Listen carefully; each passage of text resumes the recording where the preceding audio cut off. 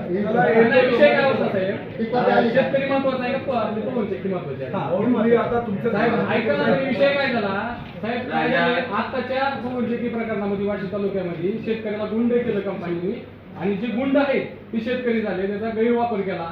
आज ज्या शेतकऱ्याच्या खात्यावरती पैसे जमा व्हायला पाहिजे होते की ज्याच्या जमिनीमध्ये पवन शेट्टी उभा राहते, तर पैसे हे चुकीच्या लोकांच्या खात्यावरती गेलेले. मला सांगा, तुमची जमीनच नाही तर तुम्हाला कशाचे पैसे 50-50, 60-60 लाख रुपये तुमच्या खात्यावरती आले? ह्याची बी चौकशी SIT किंवा ह्याची ईडी मार्फत चौकशी झाली पाहिजे साहेब. कारण की त्या व्यक्तीची जमीन नाही, त्या व्यक्तीचं तिथं झाड नाही, त्याचं काय रस्ता जात नाही, त्याच्या नावावर कोटी रुपये साहेब. आणि शेतकऱ्याला तुम्ही कसं काय तुम्ही 4-2 लाख रुपये दिले?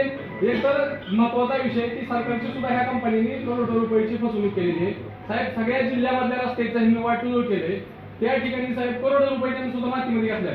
आणि इकडे तहसीलदारला ADM ला सुद्धा उत्खननाचे जे पैसे जमा करायला पाहिजे होता महावेचा, तो सुद्धा ह्यांनी जमा केलेला नाही. उत्खनन केलं यांनी आबाळ एवढं, आणि रॉयल्टी भारतात मुंगी होती.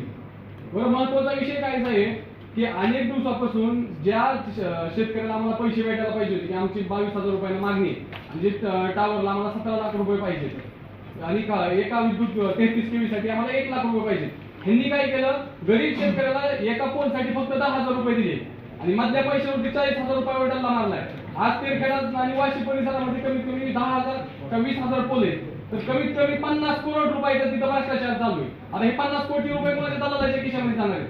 जर 50 कोटी मिळून 10 कोटी ह्यांनी खाऊ द्या हो, पण जर तुम्ही सगळ्याच पैशावर मारा कसं जमन साहेब? आणि ऍग्रीमेंट करताना साहेब, ही जी खांबाचं ऍग्रीमेंट करायला येतात, टावरचं ऍग्रीमेंट करतायत, तिथं रक्कम टाकीत नाही, झालेल्या जागा भरा असतात तसं रिकामच होत्या, आणि शेतकऱ्याच्या सह्या करतात. म्हणजे सगळं इतका